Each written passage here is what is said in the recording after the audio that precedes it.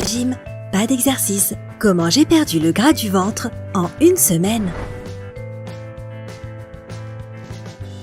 Possèdes-tu ce vêtement au fond de ton armoire qui est peut-être un peu petit, mais tu es persuadé qu'un de ces jours tu vas perdre du poids et pouvoir porter cette robe moulante? Oui, moi aussi. La chose qui m'empêche de mettre cette robe, c'est mon ventre. Littéralement. J'ai donc décidé de faire quelque chose. Je me suis débarrassée de ma bédaine en une seule semaine sans régime extrême et sans devoir passer des heures à la salle de sport. Tu veux savoir mon secret? Eh bien, continue de regarder. Ok, je vais commencer par te dire ce qui m'a poussée à faire cette petite expérience au début. Quand je dis que j'ai décidé de me débarrasser de mon ventre, je n'ai pas utilisé le bon terme. J'étais en fait en pleine crise de panique quand le gars de mes rêves m'a demandé de sortir avec lui et je ne disposais que d'une seule semaine pour réduire mon tour de taille. Mais ce n'est pas la seule raison pour laquelle je voulais le faire. Je me sentais un peu bouffie et molle à ce moment-là et je n'aimais pas du tout ça. Je voulais non seulement être magnifique, mais je voulais également me sentir mieux. Tout d'abord, j'ai commencé à faire quelques recherches. J'étais surprise de découvrir que la graisse n'est pas toujours la première raison des kilos en trop sur le ventre.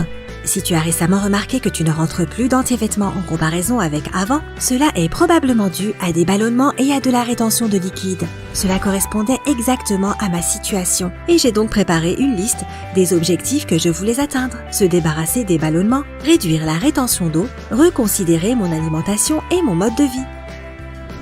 1. Ce que j'ai fait pour réduire les ballonnements. Bon, juste que tu saches, les ballonnements ne sont pas de la graisse. C'est de l'air ou des gaz qui se ressemblent dans ton ventre et qui font que l'estomac se sent serré, plein et gonflé. Une fois que j'ai compris que j'étais effectivement ballonnée, voici ce que j'ai fait pour réduire les ballonnements. J'ai essayé cette chose appelée acupuncture, étant donné que j'ai lu que cela aidait réellement à faire face aux ballonnements. J'ai utilisé les deux méthodes suivantes. Le premier point de pression se trouve environ 4 doigts au-dessus de ton nombril. J'ai massé ce point pendant 3 minutes en réalisant des mouvements dans le sens des aiguilles d'une montre et dans le sens contraire. Cela permet vraiment de soulager les crampes d'estomac et de prévenir la formation de gaz. L'autre point est 4 doigts en dessous de ton nombril. Encore une fois, j'ai massé ce point pendant 3 minutes en faisant des cercles dans le sens des aiguilles d'une montre et dans le sens contraire. Cela est supposé stimuler tes intestins et se débarrasser de la lourdeur dans l'estomac. Ouais, je pense que ça marche. Consommer plus de gingembre est une autre astuce pour réduire les ballonnements que j'ai découvertes.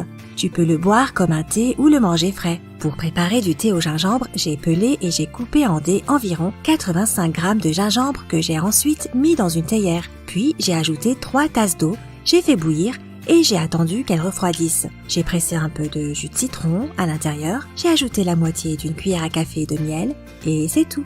Cette boisson est non seulement utile pour se débarrasser des ballonnements, mais elle est également délicieuse. Tu peux aussi manger une cuillère à café de gingembre râpé avant les repas. C'est ce que j'ai fait, mais c'était un peu trop épicé pour moi. J'ai seulement appris par la suite que je pouvais saupoudrer du gingembre en poudre sur mes plats. Oups.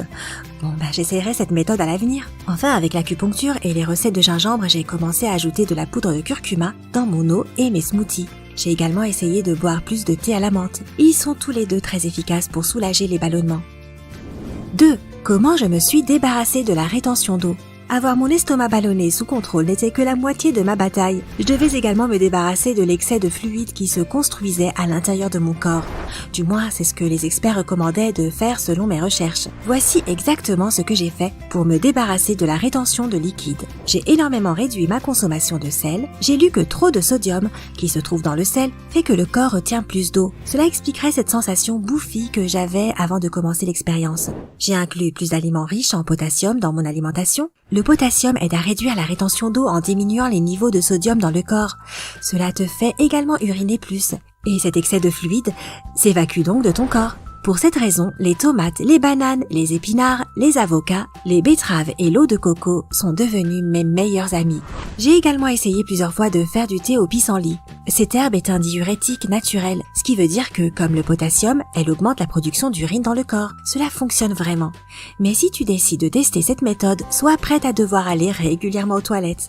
J'ai essayé de consommer moins de glucides étant donné qu'ils augmentent normalement tes niveaux d'insuline. L'insuline fait que ton corps retient plus de sodium, et tu sais que cela veut dire plus de rétention d'eau. Alors j'ai réduit le sucre transformé et les autres édulcorants, ainsi que tous les types de desserts, de chocolat et de gras raffinés.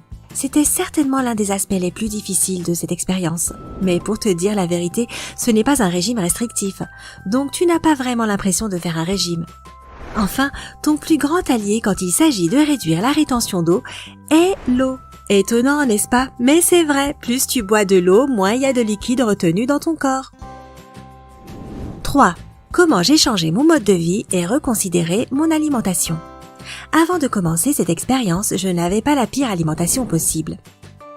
Mais j'ai réalisé que je pouvais faire des changements. J'ai remplacé les glucides par des protéines. Non, je n'ai pas ressenti de sensation de faim ou de tristesse. En fait, je me suis sentie plus légère et pleine d'énergie. Les fruits secs, le poisson, les produits laitiers et la viande se sont avérés tout aussi délicieux que la malbouffe et les pâtisseries. J'ai réduit la taille de mes portions, mais j'ai mangé plus souvent dans la journée. Au lieu de 3 gros repas, je mangeais 6 repas qui n'étaient pas particulièrement grands, mais qui étaient suffisants pour que je sois repu. J'ai renoncé aux sodas et aux autres boissons sucrées. Crois-le ou non, mais les boissons gazeuses font que tu es ballonné et gonflé. J'ai complètement abandonné les produits sucrés achetés en supermarché et j'ai préparé mes propres boissons délicieuses et qui brûlent les graisses à la maison. Voici certaines de mes recettes préférées. Pour préparer une boisson aux agrumes rafraîchissantes et amincissantes, mets la moitié d'une tasse de grenade, la moitié d'une tasse de pamplemousse, une pincée de sel et une cuillère à café de miel dans le mixeur. Et c'est tout. Profite bien. Moi, j'ai adoré. Pour préparer une boisson à l'eau de coco, prends un quart d'une tasse d'ananas, une tasse d'eau de coco, la moitié d'une cuillère de graines de fenouil moulues et un peu de poivre noir. Encore une fois, mixe tous les ingrédients ensemble et c'est bon. Oh, j'ai bu le mien avec des glaçons, alors tu devrais le goûter de cette manière aussi. Ce cocktail de céleri est également facile à préparer. Tu auras besoin de la moitié d'une tasse de céleri, d'une tasse d'eau, de la moitié d'une cuillère à café de vinaigre, de cidre de pomme et d'une pincée de poivre noir. Mixe le céleri avec l'eau, verse-le dans un verre, ajoute le vinaigre et le poivre, mélange et bois. Les changements de mode de vie n'ont posé aucun problème. Au lieu de prendre l'ascenseur, je prenais les escaliers. Au lieu de me garer près de l'entrée d'un lieu, je me garais plus loin et je marchais. Au lieu de m'asseoir devant la télévision tous les soirs, je faisais des promenades courtes de 15 à 30 minutes. En fait, n'importe quelle chose qui pouvait me faire bouger un peu, je l'ai fait. Tu vois, pas besoin de s'inscrire à une salle de sport. J'ai quand même essayé un exercice spécifique que tu peux faire pour les ballonnements.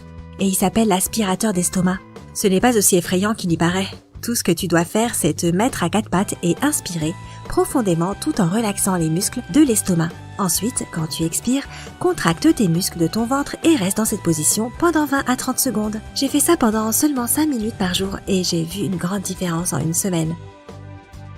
Que puis-je te dire pour conclure? Tout a fonctionné. J'ai fini par rentrer dans ma robe. Oh, et j'ai reçu un tas de compliments de la part de mon rencard. Mais ce qui était une semaine d'expérience est en fait transformé en des changements permanents. Je me sens aujourd'hui beaucoup mieux. Alors si tu as des problèmes de ballonnement, d'excès de poids ou juste un manque d'énergie, ou que tu as le moral dans les chaussettes, pourquoi ne pas faire ces changements de mode de vie aussi?